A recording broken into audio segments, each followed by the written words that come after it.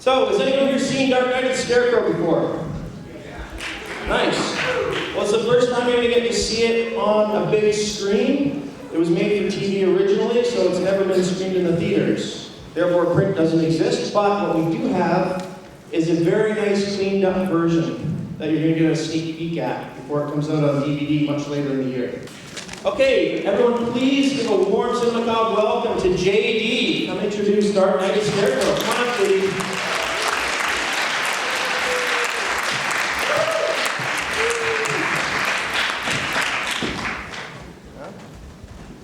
So embarrassing, there he is. Thank you so much. I can't see you all out there, but it looks like we've got a good audience here tonight. And I think we've got something very, very special for you.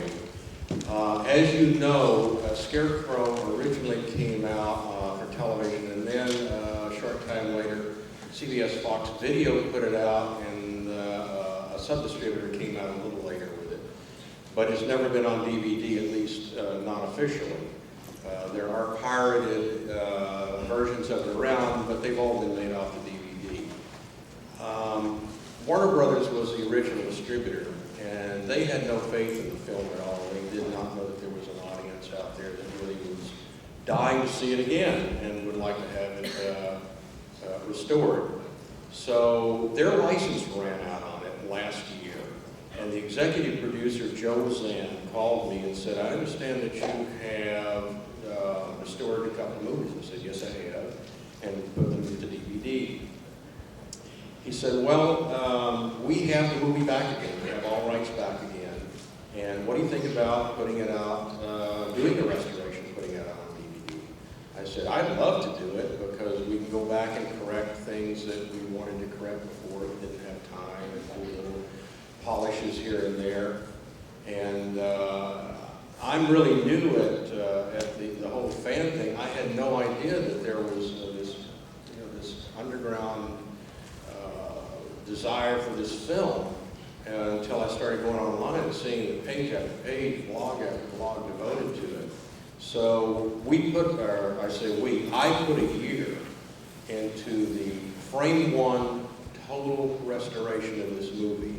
We went back to the original material, the original negative and the original soundtracks. All of them were fortunately in very good condition. We have restored them in the highest possible definition, which is 1080p. And what you will see tonight, nobody else has ever seen before. This is the complete, total restoration of the movie and enhancement. I'll explain about that later. So for those of you that have seen it, and those of you who have not seen it, you're going to see this movie as it's never been seen before. Here it is, the original Dark Knight of the Scarecrow. All right, let's hear it for Dark Knight of the Scarecrow. Welcome to back up to the stage for Q&A.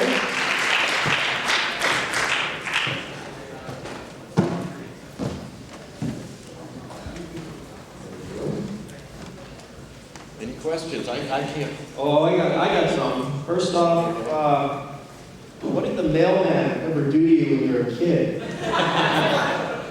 Not anything really. When I was developing it, I tried to find the least frightening person I could think of. And like he says in it, nobody's afraid of the mailman.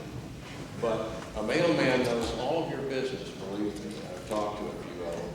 Because they see everything that comes through your mail. They can read the return addresses and know the government checks. Everything, they can figure everything out about you. So they do it, especially in small communities, you really know what's going on with everybody. It really represents the uniform, his grave wrong, committing murders, always in his uniform. I love it. Okay then, so where did the germ, this idea come from? I had made a couple of films that I really wasn't happy with, and I wanted to make something that really entertained me, and I've always loved the genre. So I sat down in front of a blank television screen one day and tried to sit there and think of what would I like to watch on the screen. And for some reason, the Scarecrow thing popped into my mind. I know a little bit of it must have come from The Wizard of Oz because that's one of my favorite films. But I had never really seen a Scarecrow as I thought about it as, the monster in a horror film. And so I did some research and found out that there wasn't one. It had not been done, and I thought that, gee, I must be wrong. Certainly, Universal or somebody had created mummies and vampires and good Lord, everything but nobody had ever done a Scarecrow. And little by little, pieces began to come together of a story of how to make that work. But it was over quite a period of time. It took a lot of writing and rewriting to get to that point. And Ray Bradbury actually had a hand in this story. Maybe you can tell us a little bit more about that. I made a movie that was on public television called One of the Missing. It was a short story by Ambrose Bierce originally. In fact, it was the first story that he wrote. And it ran on PBS, and a friend of mine had told Bradbury about it, who is a big Bierce fan, and he said, I'd like to have you come over and show me the film. So I did. And he was very taken by it. He said, I have a group of young men that study with me. It's on a very informal basis. What you do is you write, you send it to me, I'll critique it and send it back to you. I said, it's not a class as such. He said, would you like to do that? I said, I'd love to. And little did I know what I was getting into, because he said, you working on it? And I said, yeah, I've got this idea about a Scarecrow. So I sent him the first draft, and my God, it came back, destroyed. I mean, just every page was marked up. And I called him, I said, well, what can I do? He said, well, that's for you to figure out. I'm just showing you where the problems are. So I couldn't figure it out. I looked at it, and then I began to think it through, and maybe if I would do this, it needs more of this and that and so on and so forth. And I wrote a second draft and sent it to him. I thought, boy, he'll love this one. Came back, marked up almost as much as the first one did. And that went on for 8 drafts, and after the 8th draft, and don't forget these take 2 to 3 months to do each, when I got the 8th draft back, he says, it just said, you're finished. And then you ended up working with Bradbury later on some Twilight Zone episodes as well. Yes, I did. I had tried to put an anthology together myself, and he gave me the rights to one of his stories called The Burning Man, and I had written it as a half-hour episode, and I couldn't get anybody interested in it, but CBS had started developing the Twilight Zone again in the mid-'80s, and they got a hold of that script because they wanted episodes, the first 6 episodes by name writers, and of course Bradbury being one. And they bought the script, and that's how I got into directing in Hollywood. Was Bradbury told them the only way you can have the script is if J.D. directs it. They said, well, he has no credits out here of directing. We can't let him direct. He said, well, then you can't have the story. I said, why are you so insistent on him directing it? He says, because I know he'll protect the work. Because Bradbury had been burned so badly on his things that had been filmed that they had changed him up. And I didn't change it. I actually worked with him on the development of the script. So that's how I got my director's card and worked with Bradbury on Twilight Zone. Okay, and back to Dark Knight of the Scarecrow. How did that actually make it through the process of development to the point where it actually showed up on television? Well, it was already, the script was already written. I tried to make it in Houston, where I had a small company doing commercials, and my partners and I tried to put it together, but we couldn't raise the money. And an attorney, a friend of mine, read it and had some connections with one of the affiliates in Houston, one of the television affiliates, who was owned by Gaylord Enterprises. They had a production company in Los Angeles, and he sent it out to them, and they auctioned it.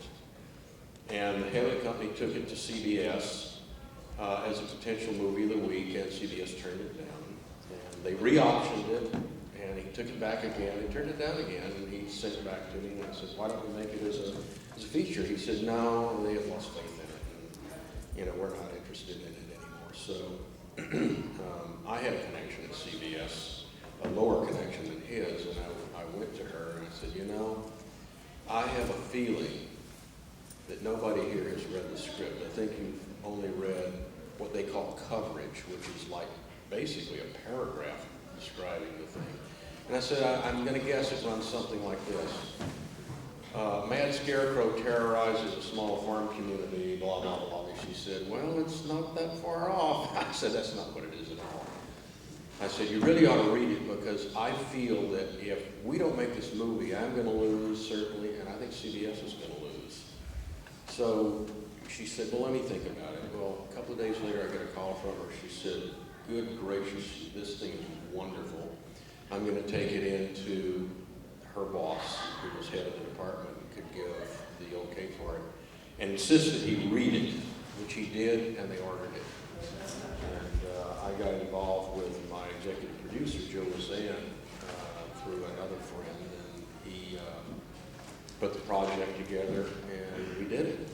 Frank DiFilippo, fortunately, directed, who did a great job. Wonderful director as well as a great writer. Why don't you take a question? Sir? Yeah, I was wondering about the little girl and what it was like to work with her, because I mean, the old adage, you should never work with children or animals. I was just wondering how it was work with. How was she to work with? Yeah. The question was, how was it for the little girl? The old adage being you should never work with animals, children, or mailmen, I think is the other one. Well, children actually, if they really are talented, are naturals, much more so than adults, I think. And she was a natural. I've worked with children in almost all the films I've done. I've got kids in it. And you have to be very selective and very careful, but all you have to do, I mean, these kids are precocious. I mean, they're very, very smart. And she was a natural actress, and all you had to do was tell her what you wanted and give her a little instruction, and she'd do it. She's great to work with. She went on to have her own series later. And you're still in contact with Frank, who directed the film. Yeah. Tell us a little bit about what he's like and about what he brought to the picture. Did it change at all from the script? That's very interesting, because I've directed some of my own things, but in Hollywood, most of the things I either produced or wrote or both, but not directed, except for the Twilight Zones. And Frank really is a well-known, best-selling author, Audrey Rose and the Entity, and several other books, actually. And I didn't know him, but he was brought in to direct it, and we got together, and he said, I really love your script. I said, well, I'm glad. He said, and I'm not going to change anything in it. So he didn't. I went on location. I was there the whole time, and we changed one line in the whole movie, and that was where the mailman encounters a little girl in the hallway at the Halloween party. And originally, I had her in the fairy princess costume. Well, they put her in a different costume, and that's where we changed it. He says, no, I know, it's mommy. That's the only line we changed in the movie. Everything else, if you had a script, you could sit, read the script, and hear the dialogue, and see it go right by on the page. And he was completely loyal to the script, and that was the luckiest thing that ever happened to me with other directors. Yeah, really, I like that scene because it gives it that super creepy kind of pedophile undertone that gets brought up earlier on. Right. Well, it's got my favorite line in it, which is nobody's afraid of the mailman. That's my favorite line. It's got a nice edgy scene in there, especially for a TV movie. And I see a question over there. The reception for a made-for-TV movie is much different than for a theatrical film. How was it received when it first came out? And second question, what were the Twilight Zone episodes you directed? Do Two-part question, how was the film received? And tell us a little bit more about the Twilight Zone episodes you read. First of all, I think you asked about the difference between a feature film and a television movie. This was originally written as a feature, and I noticed that a lot of articles that are written about it and people talk about it, that the violence has been reduced because it was a television movie. That's not true. This movie was shot just as it was written, and it was not written with a lot of explicit violence. The idea being that if you're really trying to develop the character and get involved with the character of Otis and the other people in the movie, when you come to real, strong, explicit violence, it takes you out of that. And you have to make a decision which way you're going to go. And I wanted to do something different because everybody else, you know, was doing the explicit violence. So I wanted to do a different piece, and I prefer the mood pieces and the texture and the characters and a story, a real strong storyline. And what was the other? I'll elaborate a little bit more on the Twilight Zone episodes. I wrote and directed 2 Twilight Zones. I adapted a Ray Bradbury story called The Burning Man. It had Pygmalion in it, and Robert's Blossom, and the kid, and again, I had 2 kids in that. One of them went on to do the Monster Squad, Andre Gower. And the other one was an original piece called Little People of Killarney Woods. It was an Irish story, and it was turned down after I wrote it because the management at CBS said it was too ethnic. Well, they ran out of scripts, and they had to use it. They called it back in, and we shot it. It turned out to be one of their best episodes, really. And I was allowed to cast that with non-names, and I really like to do that. So that the people that I cast become the characters. You're not looking at, like at that time, like a Carol O'Connor or somebody playing an Irishman. It's still him. So those are the 2 Twilight Zones that I did. And I think I saw a good question out there. Is there somewhere? Is there a question? You were going to tell us about the things that you did for this release that make it the real release. There are a few places that nothing has been changed in the way of shots or scenes. There are a few places where we might trim off a few frames at the end of the scene because it hung on a little bit too long in order to get to the commercial break. That really doesn't change much of the movie, except it makes the pacing a little better. There is one shot that was added. It's only 2 seconds long, and it's at the end of the film when the tractor's chasing Otis. In the original movie, he's talking to whoever's in the tractor. Of course, there's nobody in it, as you saw. That shot inside the tractor, the empty tractor, where the gear shift moves by itself, was not in the original movie. And one of the problems that some people had was who was in the tractor. There was somebody in it. Who was it? And was it the district attorney and whatever? It was the spirit of Bubba. I mean, he was controlling the whole thing, and a lot of people didn't get that.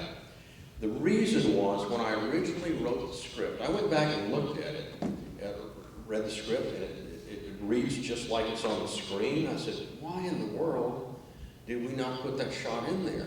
Because Frank shot it just like the script reads. And then I realized that my concept of the tractor was an open tractor, where you see the seat and the steering wheel and everything, and that was going to chase him around, so you would see there was nobody in it. So in order to make this work like it should, we added this shot during the restoration that, if you remember seeing it, he looks up and says, it was her, Sam. It was her all the time. And then you go inside the tractor cab, it's empty, and that gear shift moves and the tractor starts after it. That's the only thing that's been changed in it. But what we did do was the restoration, as you'll see when the DVD comes out, because there is some loss in a long projection. but it's, the movie is absolutely flawless. There's no dirt, no scratches, no flares, nothing in it. It's absolutely frame one perfect, and we did a lot of work with the soundtrack to bring that. Like when the strawberry preserves hit the plate, we bumped that block way up on the soundtrack, which really, underscores it.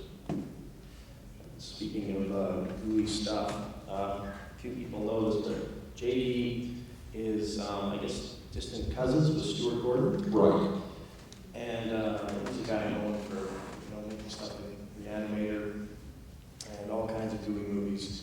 Do you have aspirations to do that kind of horror at all? I mean, this is much more atmospheric. I really don't. I do have a project that Stuart and I are talking about doing that's a lot more active. It's got a lot more effects in it and so on and so forth. But again, it's got a really strong story. All of the pieces I write, I guess I'm old-fashioned, but I write morality plays. And obviously there's a morality talked about in this, which, is getting justice, because that's what you're sitting there waiting to find out. I mean, there's horrible things happen. The guys get away with it. Will justice be done? And the theme of the movie, I would say, is that love actually conquers death, because that's the statement made at the end of the film, isn't it? And as long as we're on horror trivia type stuff, someone who really liked this film was Vincent Price. Tell us a little bit more about what Vincent Price is about this film. I didn't know that he had even seen it, but a friend of mine bought a book called Dangerous Visions, I think was the name of it, which was a collection of interviews, and Stuart is in there also as one of them, but Friedkin and all the different horror filmmakers are in it, and it was before Vincent Price died, and he said, read the Vincent Price interview. Well, it goes on, and they're talking to him about his career, and then they say, what do you think about the horror movies today? And he really tears into it. He says, they're terrible. He says, they've got no story, they're just one series of gory events, and there's no characterizations. He says, however, the other night I was watching television, and there was a movie on with Charles Durning. He said, I think it was called Scarecrow or something like that. And I can hear, they spelled it out, but I can hear the way he talked. He said, and it was marvelous. He said, it had me on the edge of my seat. He said, I was terrified. And then he goes on to talk a little more about it. And you heard how many laughs we got. There is a sly sense of humor, and he caught that. A sly sense of dark humor in it. And I put that in all my films because I'm a believer in the Hitchcock principle that either humor or something to lighten up the movie after you've had a real serious event in it, so that you can start to build again. Because without it, you just got this straight line running across and it gets boring. So what you're saying is that was your copy of Boudoir magazine? I think that's I think Boudoir is a title that they use anytime they need a magazine like that. Somebody probably copyrighted so the movie industry could use it, because I've seen it in the sense. We got time for a couple of questions. If there's some out there, right there, please. I'm just wondering if you can comment on TV release, if there be any extra features like audio, like a director's commentary, or Tell us about the goodies on the DVD release. It's going to be released by Image Entertainment, and I wanted it to come out in the spring or early summer, but they convinced me, the marketing people convinced me that September, October, to get closer to Halloween for general audiences, not just fans, but people that are kind of getting in the mood for that.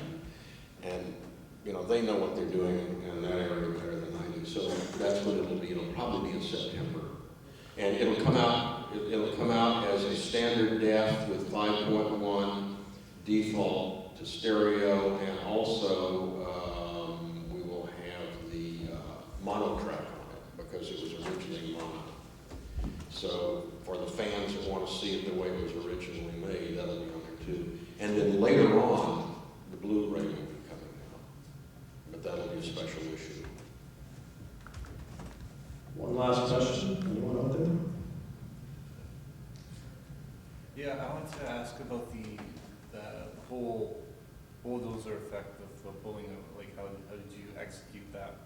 The whole, like, the handle going off by itself and the tractor lights in the tractor. How did you set up the climax with the Phantom bulldozer?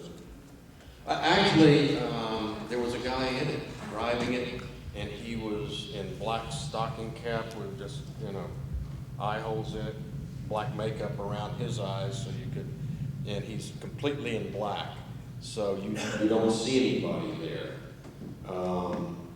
But there actually is a guy driving it, and he's just, he's really way down in it, but yeah, it was being driven. Wasn't remote control. All right. Anybody else? I think we can probably, oh, we got one more right there, please. You mentioned about the state of horror. I was just wondering, how do you feel about the state of horror? Do you think that, they show too much violence? And what are your thoughts if somebody wanted to remake your film with a lot of gore, let's say? That's a great question. We'll let JD talk a little bit about the idea of remaking this film and remaking it in the climate of, excessively violent and gory films. Well, if somebody came, to us and wanted to do it and had the money, to put up for the rights, we would probably go along with it and let them make their movie however they wanted to make it, because my attitude is, this movie is what it is. It's never going to change. Their movie will be either better or not as good, and it's not going to affect this movie. This movie is locked in. It's like, how many times have we made Frankenstein, but the Karloff movie still stands? So I wouldn't have a problem with it. I do plan at some point a sequel to it, which actually I've written, and it kind of picks up at a later time and moves on. And as you can tell, this thing is open-ended. In the sequel, Bubba does with it, right? Pardon? In the sequel, Bubba does with it. It's a twist, right? That's its own analysis. All right, I think we're going to wrap it up, but the good news is There's one more. Okay, I'll take that question in one sec. After that question, let's go to the lobby. You can meet JD in person. He's got a limited number of 8x10s that he'll sign for $5 a piece just to cover costs on that, which is really nice of him. And let's take one more question and we'll wrap it up. Actually, there was a movie about, I'm not sure if it was a remake or what have you, somewhat similar, Scarecrows in the late, I think it came out in the late 80s, early 90s. And it was quite violent. It was a little bit creepy, but I mean, obviously I think that was straight to video. But anyhow, how long did this movie take to make, and how much was the cost at the time? The budget on the film was $1.75 million. No, I'm sorry, $1.3 million. Yeah, $1.3 million was the budget, and it was shot in 18 days. Saved a lot of money. Which for most television movies, that was pretty much the standard time limit on. If you were lucky, you got 2021, but most TV movies are shot in 18 days. All right, let's get a big round of applause.